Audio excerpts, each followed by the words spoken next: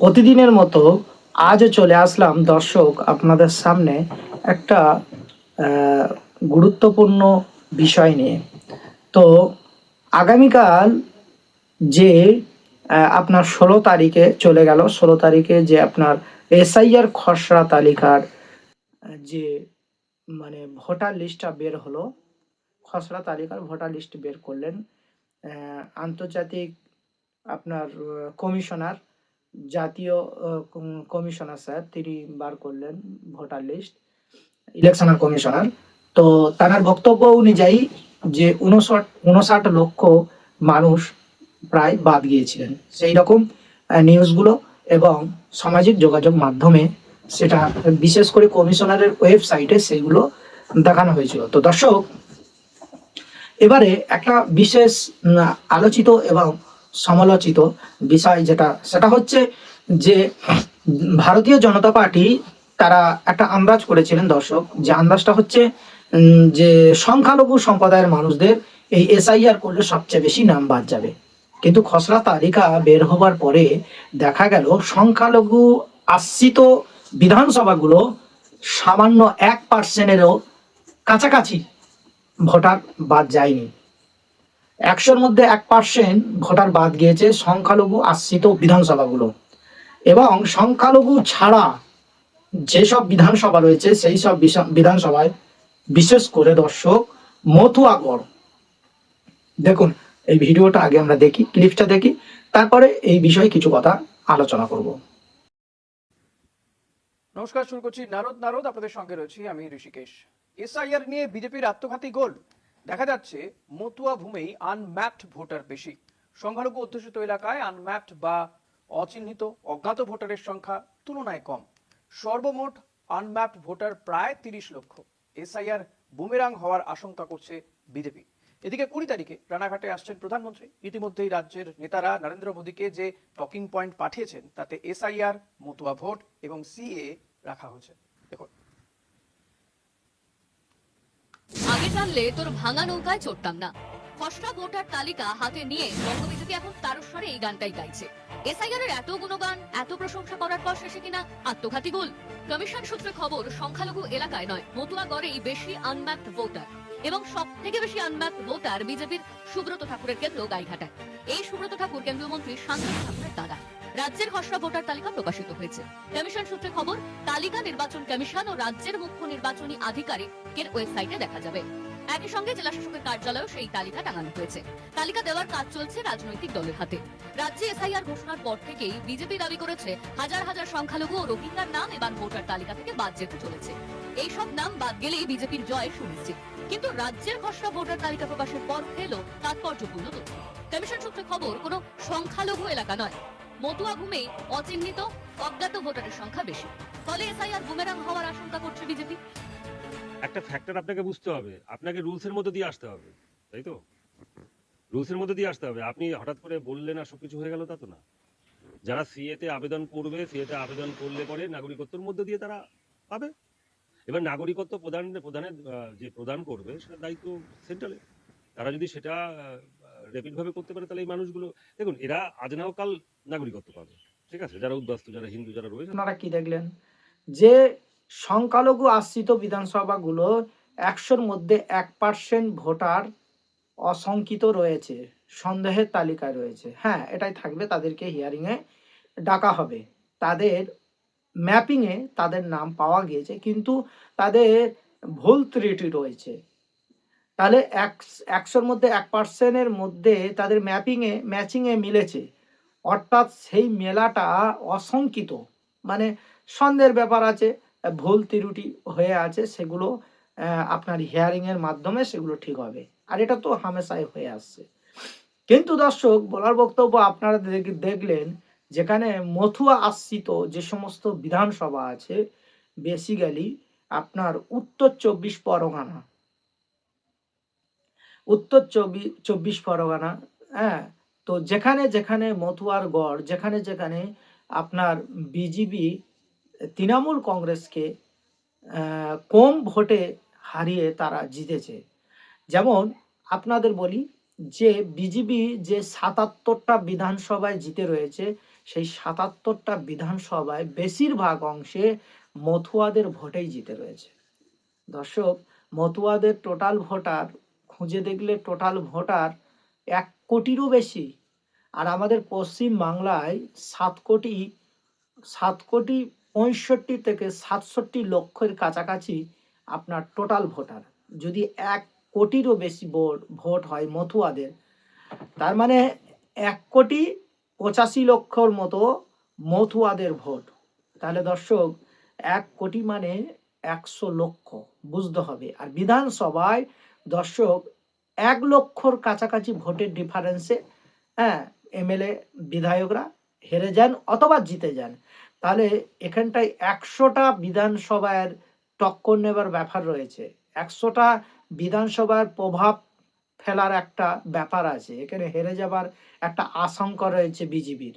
যেহেতু ৭৭টা এমএলএ জিতে বসে আছে, তার মানে এখানটাই বোঝা গেল যে আপনার বেসিক্যালি যদি আপনারা ধরেন যে সংখ্যালঘু সম্প্রদায়ের মানুষরা ১০০-র মধ্যে ৯৫% সংখ্যালঘু সম্প্রদায়ের মানুষ তৃণমূল কংগ্রেসকে ভোট দিয়েছে, আর ৩% মানুষ অন্যান্য দলে ভোট দিয়েছে, আর ২% মানুষ ভারতীয় জনতা পার্টিতে ভোট দিয়েছে। তার মানে এই হলো টোটাল ১০০%। এবার ২% সংখ্যালঘু সম্প্রদায়ের মানুষ যারা বিজেপিতে ভোট দিয়েছিল, এসআইআর হবার পরে সেই ২% ভোট পাবে না বিজেপি অর্থাৎ ভারতীয় জনতা পার্টি। দর্শক, বলার বক্তব্য এইটা, কারণ এই এসআইআর এর জুজু এনেছিল ভারতীয় জনতা পার্টি। তারা এমনভাবে পশ্চিমবাংলায় উপস্থাপনা করেছে দর্শক, যেখানে বলা হচ্ছে কোট আনকোট বিজেপির ছোট থেকে চুনোপুটি থেকে নিয়ে বোয়াল পর্যন্ত প্রত্যেকের মুখের একটাই বাক্য ছিল যে মুসলমানদের নাম কেটে বাদ দেওয়া হবে, তারা যারা ভারতবর্ষে অনুপ্রবেশকারী, যারা বাংলাদেশ থেকে মুসলমানরা এসেছে অবৈধভাবে, তারা হবে অনুপ্রবেশকারী। আর বাংলাদেশ থেকে যারা অন্য ধর্মের মানুষ আসবে, অর্থাৎ মুসলমান ছাড়া যারা অন্য ধর্মের মানুষ আসবে, তারা হচ্ছে শরণার্থী। এই কথাটা বলে দর্শক সুপ্রিম কোর্টে মামলা হয়। সুপ্রিম কোর্টে মামলা হবার পরে সুপ্রিম কোর্টের জজ জিজ্ঞাসা করলে এই বিজেপি অর্থাৎ ভারতীয় জনতা পার্টির পক্ষ থেকে যে লয়ার ছিলেন, তিনি জজের সামনে বললেন যে এসআইআর এর সময় আমরা আমাদের ভারতবর্ষের শরণার্থীদের নাগরিকত্ব অর্থাৎ ভোটার অধিকার ফিরিয়ে দিতে চাইছি। অর্থাৎ জজ সাহেব বেশি সময় বিড়ম্বনা না করে তিনি তৎকালীন সময়ে তারা তড়িঘড়ি করে একদম সোজা এবং সাপটা উত্তর দিয়ে দিলেন। তিনি বললেন যে ভারতবর্ষটা হচ্ছে কারোর ধর্মশালা নয়, এখানে কেউ আসবে ধর্মের অনুভূতিতে তিনি ভারতবর্ষের নাগরিক হয়ে যাবে, এসআইআরটা এমনটা বিষয় নয়। নাগরিকত্ব দেওয়ার সময় আছে, আর নাগরিকত্ব দেবার সংবিধান মেনেই নাগরিকত্ব দেওয়া হবে। সেটা কোনো দল বলল যে এই অমুক ব্যক্তি একে নাগরিকত্ব দেওয়া হবে মানে এমন নয়, তাকে নাগরিকত্ব দেওয়ার কোনো প্রশ্নই ওঠে না। আর এসআইআরটা এটা নাগরিকত্ব দেবার জন্য সিস্টেম নয়, এসআইআরটা হচ্ছে স্বচ্ছ ভোটার নির্বাচন করার জন্য এই সিস্টেমটার নাম হচ্ছে এসআইআর। এখানটায় শুনে বিজেপির মাথায় হাত পড়ে গেল, কারণ লক্ষ লক্ষ কোটি কোটি ভোট যারা তৃণমূল কংগ্রেসকে দেয়নি, বিজেপিকে দিয়ে ৭৭টা বিধায়ক জিতিয়েছে এই পশ্চিমবাংলায়, এবং তারা আশা আকাঙ্ক্ষা করেছেন, সিএএ ক্যাম্প করেছেন, করে তারা উড়ো ফায়ারের মতো ডায়লগ দিয়ে বলেছিল যে এসআইআর এর নাম থাকলো না তো তাতে কি হয়েছে, আপনাদের কোনো ব্যাপার নয়, আপনারা ২০২৪ সালেও যারা এসেছেন তারাও এই দেশের জন্য শরণার্থী, শুধু বিজেপিতে ভোট দিলেই হবে। কিন্তু দেশের সংবিধান সাদা কালো জাতি বর্ণ ধর্ম নির্বিশেষে সবাইকে সমান চোখে বিচার করে, এটাই হচ্ছে ভারতবর্ষের সংবিধান। আর এটাই হচ্ছে পৃথিবীর ৩য়তম গণতন্ত্র, বৃহত্তম দেশ। তো দর্শক, বলার বক্তব্য হচ্ছে এটাই এই বিজেপির নেতা কর্মীরা কদিন আগে গীতা পাঠ অনুষ্ঠানে গিয়ে সাংবাদিকদের সামনে ইন্টারভিউ নিতে গিয়ে তারা বলেন পশ্চিমবাংলার মুখ্যমন্ত্রীর নাম কি।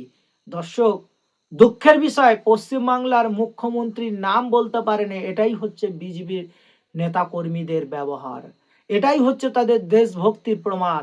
জিজ্ঞাসা করা হলো যে ভারতবর্ষের রাষ্ট্রপতির নাম কি, তিনি বলতে পারেনি। বলা হলো ভারতবর্ষের স্বরাষ্ট্রমন্ত্রীর নাম কি, সে কথাটাও তারা বলতে পারেনি। তাহলে বুঝুন, আর এই দল জিতে তারা রাজ্য এবং রাষ্ট্র এবং দেশ শাসন করবে এবং দেশকে আগিয়ে নিয়ে যাবে, এটা কি মানা যায়? হ্যাঁ দর্শক, বলার বক্তব্য এইটাই যে মথুয়াগড়ে 77টা সিট জিতিয়ে দিলেন এই মতুয়ারা সবাই ঐক্যভাবে। কারণ তারা একটা আশা রেখেছিল দর্শক যে বিজেপি সরকার আমাদেরকে নাগরিকত্ব দেবে। শেষ পর্যন্ত মাঝ দরিয়ায় নিয়ে গিয়ে নৌকোটাকে ডুবিয়ে দিল। দর্শক, এই কথাটা কেন বলেছি দর্শক, আপনারা নিশ্চয়ই ভালো করে বুঝতে পারছেন। SIR এর সবচেয়ে বেশি নাম বাদ পড়েছে মতুয়া সম্প্রদায়ের মানুষ, তারা কিন্তু মুসলমান ছিল না। এইবারে কি হবে দর্শক, 2026-এর বিধানসভায় বিজেপি সবচেয়ে বড় ভরাডুবি হবে, তার একটা নমুনা সর্বপ্রথম আজই দেখা গেল।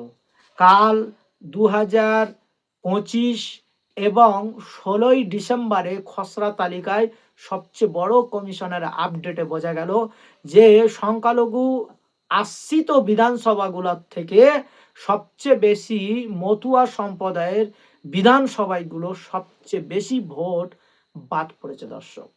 এবং তাদের ভোটারের কোনো যুক্তিও নেই সেখানে, ম্যাপিংয়ে ম্যাচিংয়ে কোনোটাই সেখানে তারা উপস্থিত নেই। দর্শক, তাদের ভাগ্য অনিশ্চিত করে দিল এই বিজেপি সরকার। তাহলে বলার দরকার ছিল না, বিজেপি তো পরিষ্কার করে বলতে পারতো যে আপনারা ভোট দিয়েছেন ভালো কথা, কিন্তু এই যে CA করলে আপনার SIR এর নাম উঠবে না বলতে পারতো। দর্শক, বলল না, কিন্তু কলমে তাদের ভবিষ্যৎটা নষ্ট করে দিলেন।